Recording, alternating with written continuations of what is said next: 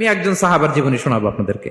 আব্দুর রহমান ইবনে আউফ রাদিয়াল্লাহু তাআলা আনহু 10 জন জান্নাতের দুনিয়াতে বসে যে 10 জন সাহাবা জান্নাতের সুসংবাদ পেয়েছেন তাদের মধ্যে একজন, আলহামদুলিল্লাহ বলেন।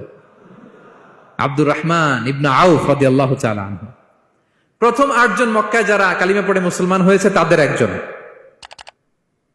তার স্ট্যাটাসটাকে জেনে নেন। তো তিনি যখন মক্কা থেকে হিজরত করে মদিনায় গেলেন, মনে রাখবেন মক্কা থেকে যে সাহাবার বাড়ি ঘর ছেড়ে হিজরত করেছে তাদেরকে বলে মহাজির, মানে হিজরতকারী সাহাবা। আর মদিনাতে যে সমস্ত সাহাবারা তাদেরকে রিসিভ করেছেন তাদেরকে বলে আল আনসার, মানে সাহায্যকারী সাহাবা।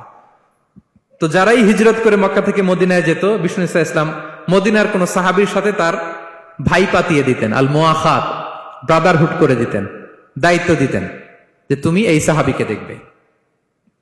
তো আব্দুর রহমান ইবনে আউফ রাদিয়াল্লাহু তাআলা আনহু যখন হিজরত করে গেলেন, তার দেখভাল করার জন্য